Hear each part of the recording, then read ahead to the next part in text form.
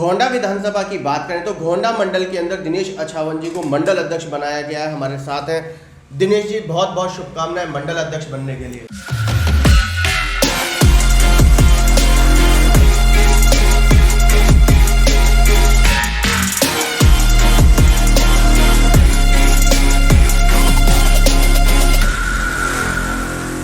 बहुत बहुत धन्यवाद आपका राहुल जी।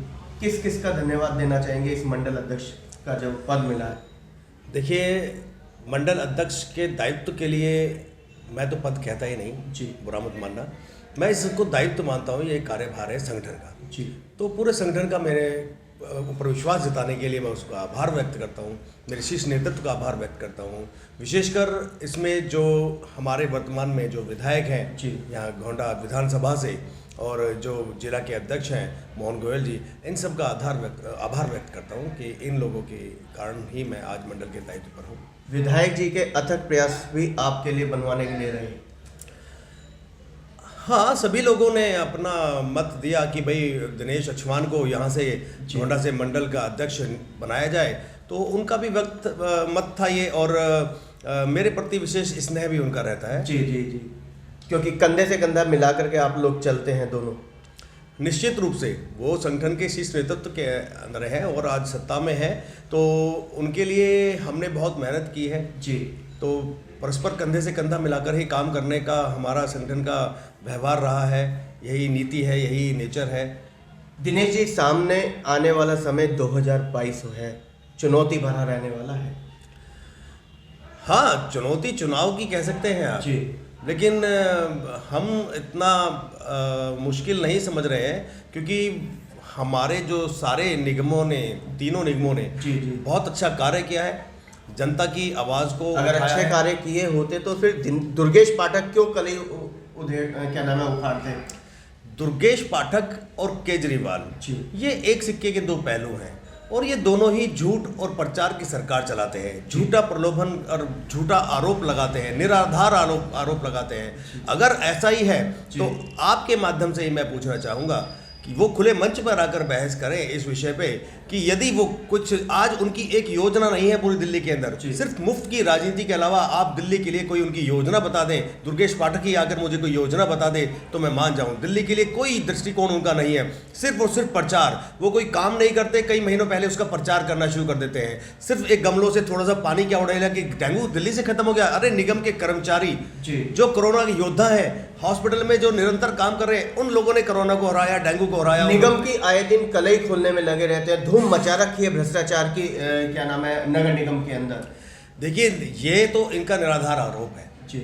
आज मतलब 5 साफ है निगम पार्षद आप?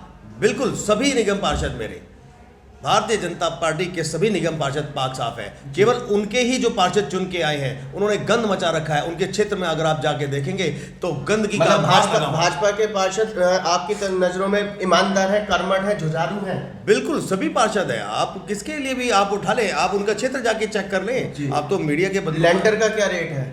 लेंटर का क्या रेट है? आम आदमी लेंटर डाल सकता है? हाँ, आम आदमी पार्टी के जो निगम पार्षद हैं उनके यहाँ पर ये रेट जरूर तय होंगे, लेकिन भारतीय जनता पार्टी के क्षेत्र के अंदर ऐसा कुछ भी नहीं है। जहाँ जहाँ उनके निगम पार्षद है वहाँ पर व्यक्ति 50 गज का, या जो भी अब नक्शे की जो प्रावधान है उसके अतिरिक्त कोई भी किसी भी प्रकार का कोई भ्रष्टाचार, निगम से हर तरह का भ्रष्टाचार खत्म करके आज सत्ता में। विधानसभा की बात करें तो स्वच्छ भारत अभियान की धज्जियां उड़ा रखी हैं। चारों पार्षद भाजपा के, विधायक भाजपा का, सांसद भाजपा के। विकास कहाँ है?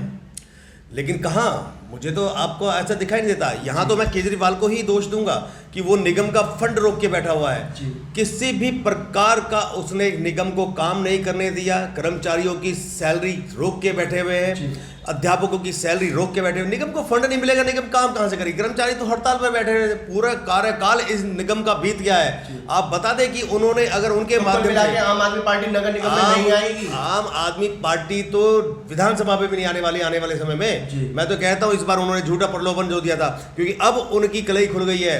सामने जनता के सामने आ गया है कि किसी प्रकार का उन्होंने जो फंड इश्यू नहीं किया है, उसके कारण उनका विकास नहीं हुआ है। इंफ्रास्ट्रक्चर के नाम पर जीरो है, और सिर्फ प्रचार की सरकार है। वो आपकी सरकार नहीं है, वो प्रचार की सरकार है।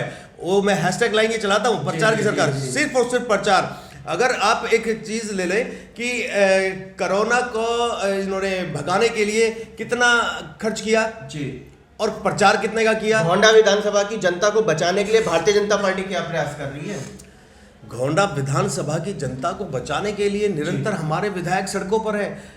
जब कोरोना काल शुरू हुआ था, जी। दंगों में जिन लोगों ने दंगे भड़काए, उन्होंने दंगे सुलझाने के लिए, दंगों को चुप कराने के लिए नहीं आए, जी। वो लोग नहीं आए। जी, जी। और जब यहाँ पर लोग दंगों में, क्योंकि आम आदमी पार्टी के विधायक तो मतलब घर से ही नहीं निकले और दंगों के अंदर जब बेचारे बेगुनाहों को फंसाया जा रहा था, उस समय मेरे विधायक अजय महावर ने बढ़ चढ़कर हिस्सा लिया, उन लोगों को बचाने का पूरा भरसक प्रयास किया।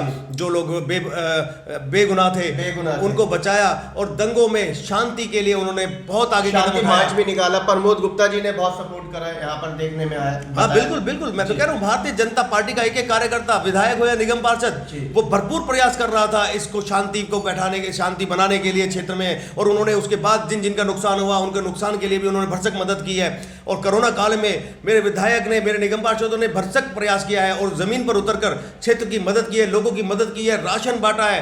कोरोना से पीड़ित भी हो गए, इसलिए मेरे विधायक अजय महावर तो कोरोना से पीड़ित भी हो गए थे। बताओ आम आदमी पार्टी का कौन हो गया? केजरीवाल, सत्येंद्र जैन वगैरह सारे के सारे सब घर में बैठे रहे। जब अमित शाह जी जमीन पर उतरे जी, तब उनकी आंख खुली 3 महीने के बाद कि अरे भाई ये तो जमीन पर उतर आया, गृह मंत्रालय भी। और जब कोरोना को उन्होंने हराने का पूरा भरसक प्रयास किया और कोरोना कई हद तक हार चुका था, लेकिन इन्होंने फिर देखा कि हमारी राजनीति की रोटियां नहीं सिकेंगी, हम काम कैसे करेंगे। आज भी दिल्ली संभाल रहे तो अमित शाह के हवाले कर दिया कि संभाल लो दिल्ली। भाई साहब बात तो वही है कि जब उनको लगा कि हम अरे भ्रष्टाचार कहां से करेंगे, इनको भ्रष्टाचार का कहां से रास्ता मिलता है, वही प्रचार कहां से करेंगे। वो 7 लाख रुपए खर्च करते हैं कोरोना को काम करने के लिए और 70 करोड़ रुपए खर्च कर देते हैं, उसको 70 लाख रुपए खर्च कर देते हैं उसके प्रचार के लिए। ये कौन सा अनुपात है उनका, कौन सी रेशो, ये कौन सा 2000 का चालान जो काटा जा रहा है, 500 से 2000, सब जेब भरने का कार्य हो रहा है। आप मास्क के लिए जागरूकता कर सकते हैं, आप उनको समझा सकते हैं, उनमें जागरूकता ला सकते हैं, मास्क वितरण कर सकते हैं, लेकिन आप तो पैसा उगाही में लगे हुए हैं। आपने कोरोना को हराने के लिए कोई काम किया हो तो बताओ।